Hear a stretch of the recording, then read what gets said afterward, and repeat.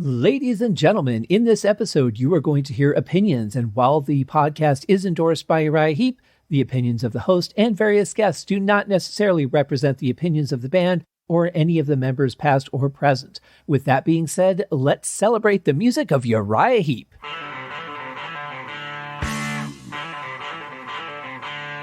Welcome to Uriah Heep, the Magician's Podcast.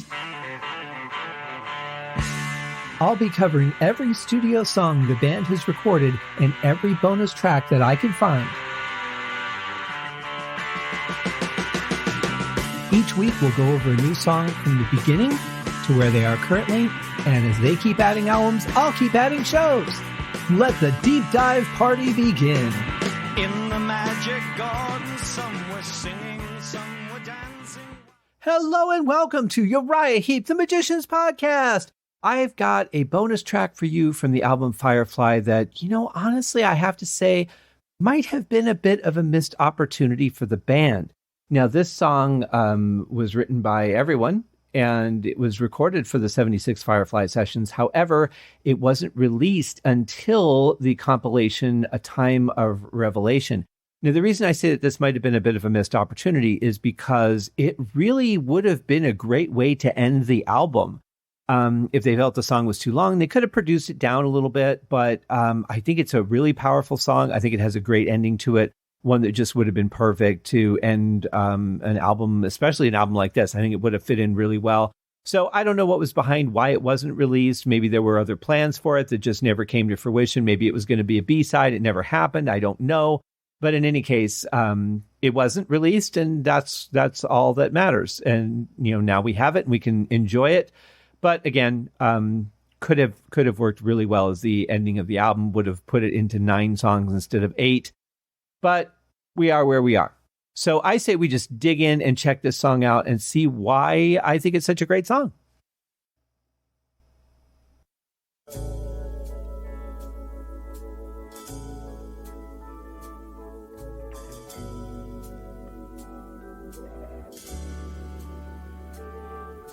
Seeing you here, all of my fears seem to drift right away.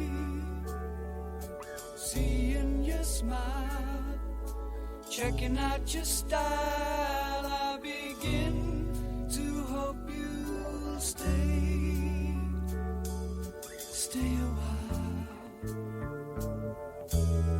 so we can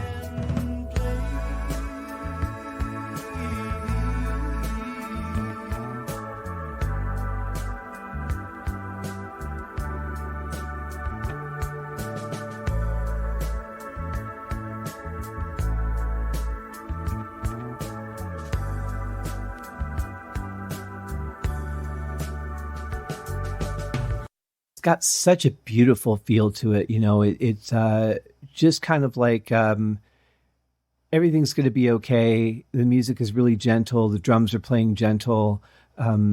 Vocals are just gorgeous over this spot. Really love that synth in the background too, in the second section that we just heard.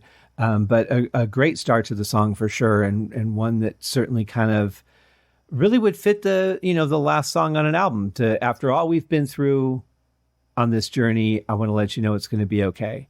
I think that would have been perfect. So aside from the ending, which I think is a great ending, and we'll get to that obviously in a few minutes, but I just think even the start of this is like, kind of like at the end of a musical when you've just got that final song and, it says, okay, the story's over. We made it. Everything's fine. I just feel like this would have fit in so well.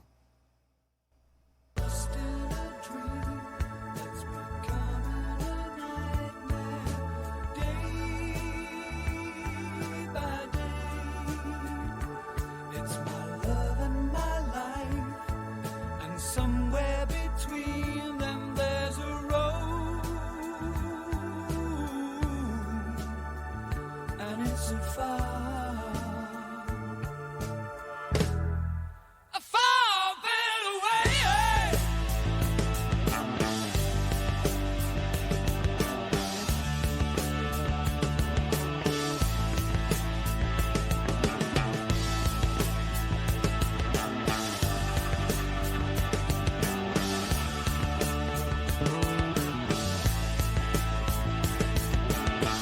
I really love the way it kicks up here. I also really love that bass, those couple notes that we just heard. They add so much to it. I mean, it's amazing to me, as many years as I've been writing music and as many more years as I've been listening to music, how some of the most subtle choices can be so powerful and can really change the feel or direction of a song. And those two notes they're ones that to me reinforce the hopefulness in the song. You know, that, yeah, things have sucked. We've been through a lot, but you know what? It's going to be okay. We found something better. And just those two notes in that particular pitch, in that particular space, the way that they're emphasized, just really give me that feeling.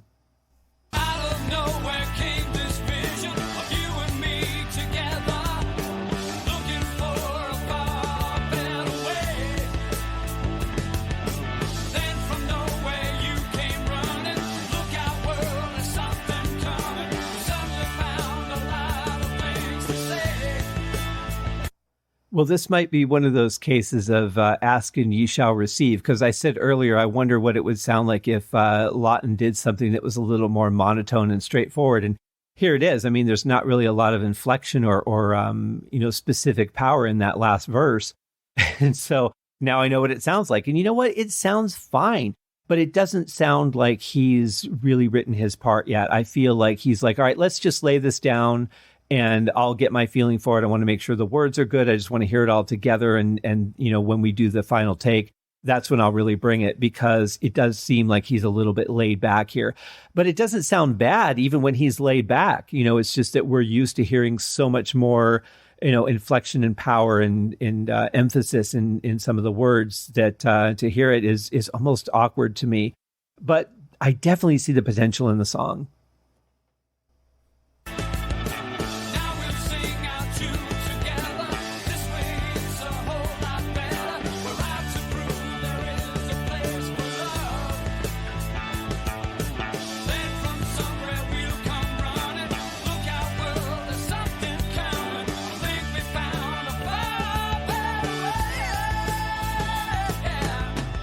Well, there's definitely two vocal tracks there, which you kind of, I kind of felt that through the whole thing, but you could tell when they start to get a little bit off or they're doing two different things.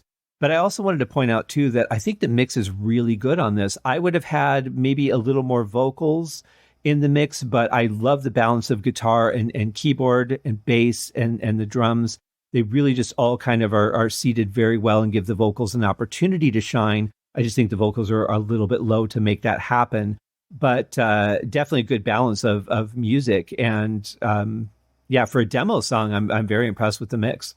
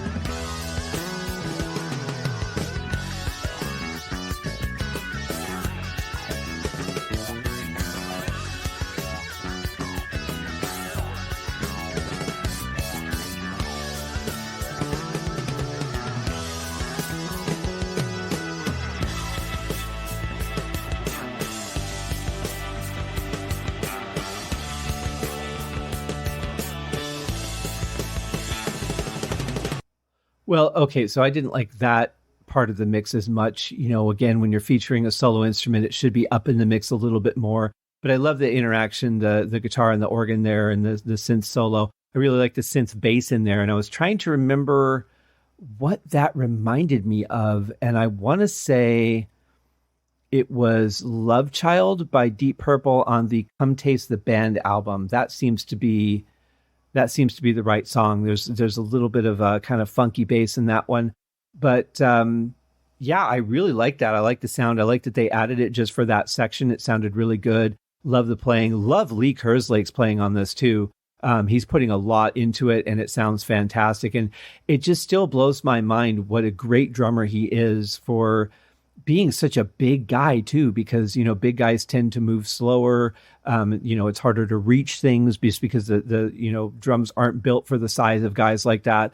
I have a buddy, Les, who is also a big guy, and he's a fantastic drummer. So, maybe my theory is wrong, but just, the concept of it just seems like it would be really awkward for bigger guys to be drummers, but they're both great examples of people who pull it off really well. But yeah, I love the section. I just think the mix was a little bit off, but I love what's going on there. I love the addition of that synthesizer, and really sounded good with the guitar.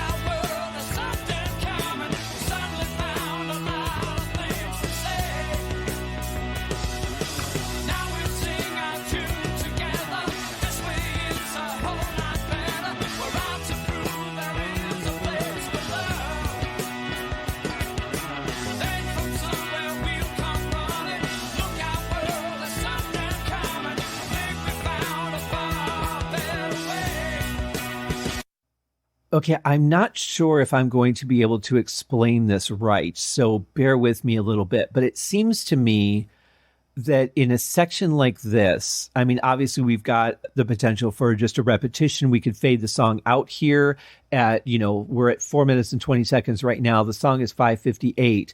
So we still got a minute and a half, but I feel like we could do a couple of these verses and then start fading it out, doing maybe a long fade. And again, ending the album would have been something that would have worked. But when you have a vocal structure like this at this point in a song, there's something about that to me that with this particular song and other songs using this structure, it seems there's the optimism, there's the determination, there's we've got to find a better place. We're going to find this better place. We're not giving up until we do. It's going to be okay. Maybe it's something about the cadence of the vocal. Maybe it's something about the fact that I've said something, I'm going to take a breath. I don't just need to keep talking, and it leaves that room that's open for the musicians to maybe throw in a bass fill or throw in a guitar lick or something like that. You can't really throw in too many drum fills because then it can kind of get, muddy and sound a little off balance. But I would say, a bass lick or a guitar lick in between some of these would have been good. But again, this is a demo version, so I have to consider that. But just thinking of, what would we do with it as a final version if we were to be putting on the role of producer.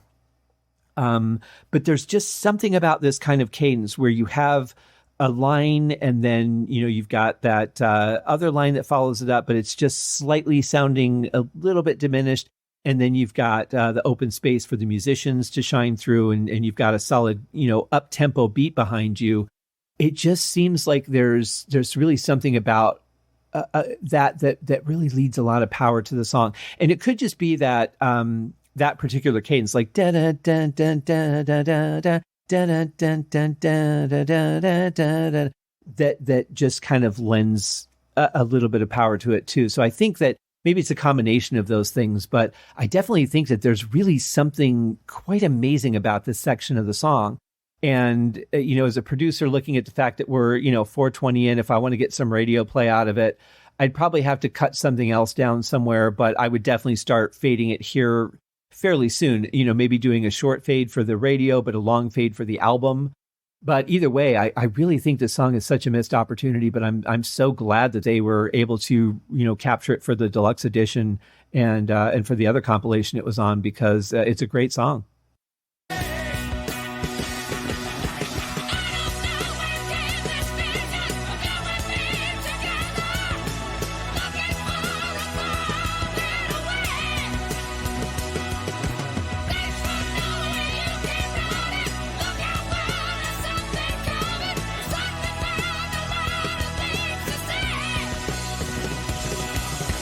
Well, they even kicked it up another notch, didn't they? Wow, that was really powerful. A nice surprise. If anybody ever questioned whether John Lawton had range or not, just listen to 5 seconds of that, and your concerns will be washed away. I assure you. But that kind of power now in the vocals, and then you couple it with these just amazing, powerful fills. by Lee Kerslake, it just adds so much more power even to what we're talking about, and it just continues us on that journey. And again, I feel like, okay, so now I could probably drop back down, now that that's going to be the peak, we could drop back down into the regular voice and just keep that level of energy going and start fading it out. And we would have like a really great track. But there's more.